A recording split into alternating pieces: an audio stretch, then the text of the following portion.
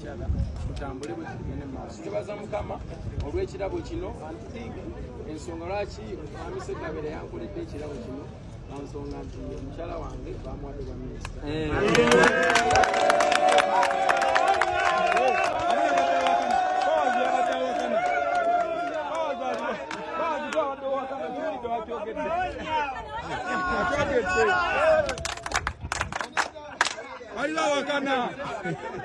Nebaza Mukama kuba mukyala wange bamuwadde obwa minisita. Eyo statement yakoleddwa mwana mulenzi Akiriza Musuuza. Nga bw'omuwulidde webale nnyo webalire ddala oli otya muganda wange kasube nti oli bulungi gy'osinzira okuba nga ate ongoberera. Njagala okujjukiza nti tulina sister channel yaffe bagiyita The Big Channel UG osobola okugendayo nayo n'ogigoberera mpola mpola. Oli otya muganda wange gy'osinzira okuba nga ate otulaba. Nze Jamalu. Ensonga ya Hon.Minister Nyamutoro. Hon.Minister Nyamutoro by the way yaddala mukusooka ndoza nze omu ku bantu abasooka okugamba birabika bya social media birabika byaki naye omukyalo oyo Nyamutoro ebyaddala alabika yazze kufumba. Akiriza Musuuza ayinako yali ka video ke yakola oba abaana ke bakwata nti nebaza Mukama olw'okubanga mukyala wange bamuwadde obwa minisita just recently. Era ekyo ne kisaanyaawo okugamba bonna abaali balowooza nti si bya ddala ate nga ebintu birabika by'ekituufu kya ddala. So twagala okumuyozaayoza. Eddie y'omu ku bayimbi abatono abalina omukisa. Bw'oweegendereza ennyo entambula ze y'omu ku bayimbi abo abatono abalina omukisa ng'alina omukisa gamba ono ye muyimbi alina omukisa. Lwaki nkyogera bwe ntyo nti Eddie biseera biba ebisinga tujjukira bulungi nnyo buno obuvubuka bwa Ghetto Kids. Waliwo abantu abayise mu mikono gye. However omanyi gwakanga musana osera kakirota bulamu walina we balugeraawo naye waliwo abagamba mbu si mulungi, waliwo abagamba mbu mulogo, waliwo abagamba mbu akola bw'ati. Okusinziira ku bize bitambula of course mulina byo mubadde mujja muwulira naddala waliwo omuyimbi munne ennaku zino yagenda Canada eyo bamuyita mwami New York. Eddie kwe kuzzaako katono nnyo ayina nze nkiyita kisiima olw'ensonga tujjukira bulungi nnyo embaga ya Muza we yabeererawo. Waliwo ebintu ebimu ebyajja ng'embaga ya Muza nesaanikira Eddie ne bijja embaga ya Muza nefuuka embaga ya Muza nerema. Njogera ku Dr. Hamuza naye weŋŋambira nti nno omusajja alina omukisa. Oyo omuwala tewali abadde amumanyi nonti antiiru tubadde tumanyiko katonotono ffe abe bannabyabufuzi nonti antiiru okusinga ennyo okumanyibwa wano bamuwadde obwa minisita because abadde honorable ng'akiikirira abavubuka mu paalamenti naye mpaka we bamugonomoddeko obwa minisita n'afuuka Hon. Minister ow'ensonga ez'ebyobugagga eby'omu ttaka. Naye kumbe era yaliko ku interview emu gye yaliko awo yali ku Galaxy n'agamba nti she's expecting a wedding very soon. Mu bwangu obw'ekitalo ennyo bagenda teyagamba nti Kenzo yayogera bibye agamba she's expecting a wedding very soon mu bwangu nnyo bw'ekika ekyawaggulu agenda atufunira embaga ennyini. So mu ngeri emu bayendala kitegeeza nti ye nga ye Hon. Minister bambi baali baludde nga batambula naye lwakuba Eddie ye ayina engeri gy'abaddewo nga tayogera mubadde mumukuba Rema Dr. Muza of course timu Rema ebaddeyo naye nga ne Honorable Minister abaddeyo ndoza tujjukiremu ebbanga lya myaka nga gibadde emyaka nga iweze emyaka 5 by the way 5 ku 7 okubeera nga Eddie ali awo abadde timu Rema ng'emulumbagana nnyo naye Honorable Minister abaddeyo because Honorable Minister bwe yali akola interview yagamba nti Eddie si gwe gusoose omulaba bavadde nga tannaba na kufuuka Honorable kati kitegeeza kubanga agenza oyingira mu Parliament okufuuka omubaka w'abavubuka kisanja ekyo ekiwedde kati agenza okuyingirayo yagamba baali baalabagana dda. Tukwaniriza ku Mugisha Nandi Tours and Travel. Oyagala kusoma, kulambulako, oba kutambula na mwagalwawo. Tukukolera ku students visa. Munsinga Canada, America, German, Netherlands, n'endala nyingi. Ate gwe visa yalema. Mugisha Nandi Tours and Travel ky'ekyokuddamu kyo. Tulina obumanyirivu mu by'okukola ku visa n'osobola okutambula. Tukuwa n'amagezi nga wandyagadde okukolera e Bulaaya. Mugisha Nandi Tours and Travel ekuyamba okkulungamya okufuna obutuuze, tulambuza saako n'okufunira ebifo eby'omulembe aw'okusula n'okukyakalira mu Uganda. Tusange ku Kalungu Building okuliraana City Square, Kampala Road, Level 4, Room 1. Okumanya ebisingawo tukubireko. Mabega omukyalo oyo kati mmwe mulowooza baakamulaba kumbi omukwano gwabwe gwadda munange. Omanyi abayimbi bonna baasiibuludde abasiraamu by the way. Naddala Spice Diana, Eddie Kenzo, ne Bobi Wine yasibulula abasiraamu naye ate yasibululira wali ku kitebe ekavule.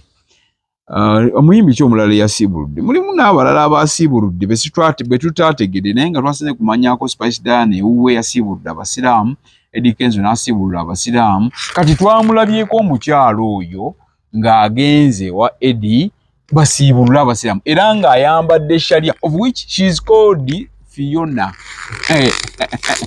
Kakati tulinda kumuwoowa ffe bawero wishes. You know, online in-laws you care much. Ekyo nammwe mukimanyi. Mufaayo nnyo okumanya naye kakati ffe bwe tunoonyerezaako n'ogamba nti kati kino kyennyina okubuulira ku bantu ku baganda bange abali eyo mu bitundu ebyenjawulo batasobola kumanya kiki kitambula ku ground. Kati Edinisa Musuuza ekituufu kiri nti tusuubira embaga very soon era yakkiriza n'agamba ye oyo ye mukyala wange naye aba yali okuleka ka statement kano ke yakola kanaka wano yali mu kisaawe wanenwe abadde yali tannaba kukolayo ko statement n'emu ndala n'emu nga tannaba kukolayo kukkiriza like byonna bibaddewo nga bayisa bbali bakola batya naye okusinziira ku bikolwa ne actions okusinziira entambula gye batambulamu okusinziira embeera gye babeeramu bonna okusinziira ekituufu kiri nti Eddie mwami wa Honorable Minister ate ne Minister naye mukyala wa Edinisa Musuuza oba Eddie Kenzo. So mu byonna tusabira basabire ebintu bitambule.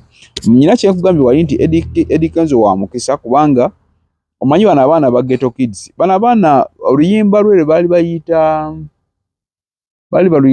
baluyita City Loss. Abaana bano Ghetto Kids bajjira ku luyimba olwo City Loss. But let me tell you, these young people, we are proud of them because batambuza flaga ya Uganda across the world. Okwetoloola ensi yonna these Ghetto Kids bagenda name awards. America, Britain has got talent. Kati waliwo awards baba eziteetabwamu nga si buli omuntu agenda zigenda, but these young boys ne manager waabwe Kavuma basobola okugenda ne baparticipatinga era ne bawangula bronze omudaali gwa gwa zaabu bagana ne bawangula ne sente. Besides tujjukira bulungi nnyo mu kata bwe muba nga mujjukira World Cup bwe yali zitinga eggulawo awo banga eggulawo banga eggalawo. These boys of course they featured into the World Cup. Omukolo ogukyasinza okubeera nga guteeka ku bunkenke abantu mu nsi yonna, because tukimanyi bulungi nnyo ensi yonna abantu bawagira nnyo omupiira these days, bawagirira ddala omupiira. Naye of course kati lyali toffaali lya Eddie Kenzo. Because of Eddie Kenzo abaana bano bagenda ekkata ne ba like World Cup ne baba nga bakola ki nga baparticipatinga. Ekyokubiri, Eddie Kenzo okugambira nti musajja wa mukisa. Waliwo ebintu ebizze bibeerawo kati nga mu music, let's say music, mu industry eno ebaddewo ebbanga lyonna. Kati industry eno mu kubeerawo ebbanga lyonna,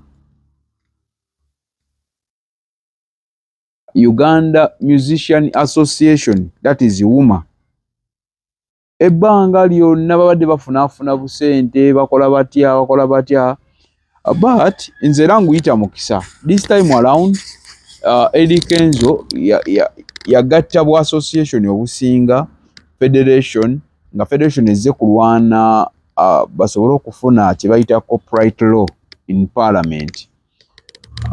Copyright law mu parliament waliwo omwami yagitwalayo era nga bamuyita Mr. Copyright, ye Honorable Hilary Kiyaga ow'Amawokota. Hilary Kiyaga ye yaleeta etteeka eryo nti actually ye yaleeta okuddamu okutunula mu tteeka eriyitibwa erya copyright. Abayimbi babeere n'obwannannyini oba bannabitone babeere n'obwannannyini ku buli kintu kye baba boogerako oba ku buli kintu kye baba bafulumizza oba luyimba, so that omuyimbi bw'aba afulumizza oluyimba ng'omuwandiisi ayinako kasente, nga eyaluyimba ayinako kasente, nga yakola video ayinako kasente, as long as that someone contributed something to that project nga ayina okufuna. That's what we call copyright. Olwaleero Eddie Kenzo ye president wa federation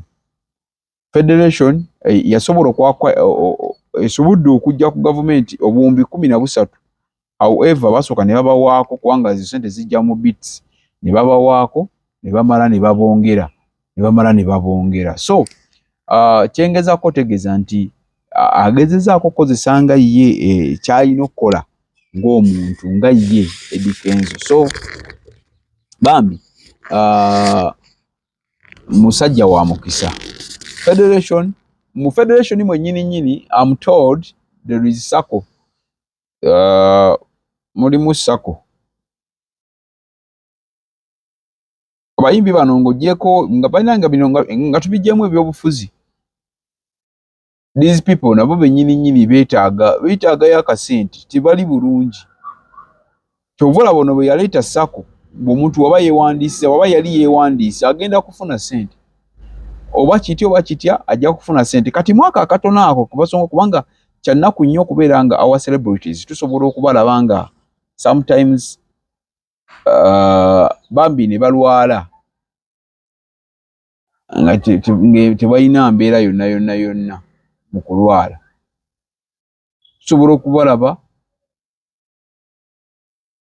oli n'abeera nga takyafuna performance ez'enjawulo, naye naba nga tafiirwako nga bambi ali awo, but once upon a time nga yaliko wakabi, yaliko bwe mukubira enduulu, nga yaliko nga bw'ayita wano nga buli omu asituka n'agamba ani oyo, you know. So ndabye nga kigezaako okutegerekeka. Ekyokubiri ayina bambi kye yakola like ku National Theatre. Tujjukira bulungi nnyo Evelyn Lagu oba Evelyn Love bwe yafa, may her soul rest in peace. Bwe yafa Eva baagaana omutwala ku National Theatre. Era awo wajjawo ebibuuzo nga bingi nnyo nga bigamba akakiiko ka federation kakola ki ku bayimbi. Waliwo omuyimbi omulala awo n'agenda n'afa. Finally abayimbi ne batandika okubanga batwalibwa ku National Theatre naye baali bagaaniddwa. Era kati tulabyeko nga waliwo banaffe abagenzi batuvaako ku maaso nga batwalibwa ku National Theatre ne tubeerayo ne tubalaba okitegeera. So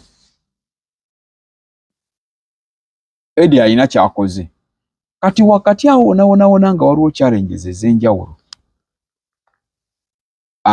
Agasse byagatta.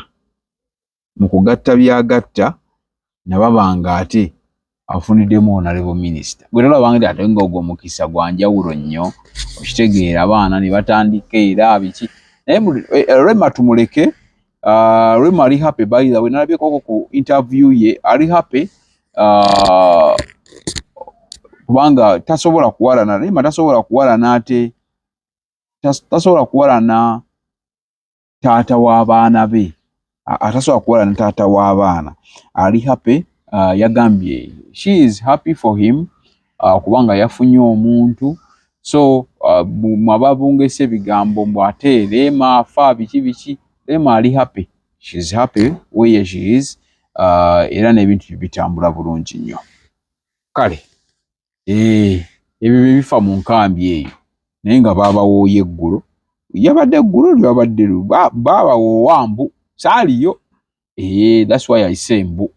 Naye nga nalabyeko omukyala nga era omulaba nga bali mu sharia, ali mu sharia ne tubuuza akati awaliwo okukyuka.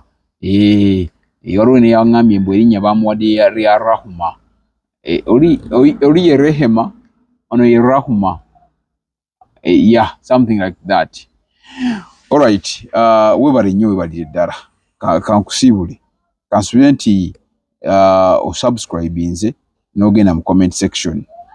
Tewerabira sister channel yaffe empya bagiyita the big channel UG. You can go there also. You subscribe. Take your time. Kubanga tukuwa kisinga bulungi oba tukuyiiza kisinga obulungi mu mbeera yonna. Akuume Ssaabasajja Kabaka wa Buganda wangaala.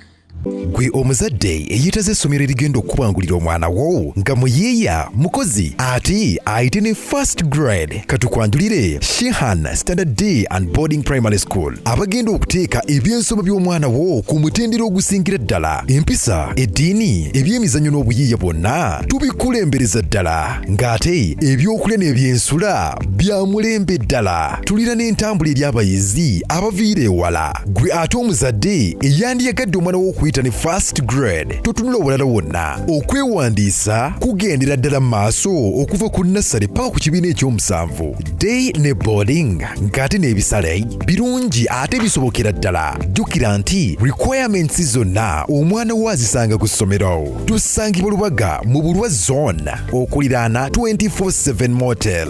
Gwe ayagala okumanya ebisingawo tukubire ku noti 773 73 359 ne noti 757 noti 6 26 96. Shehan Standard Primary School.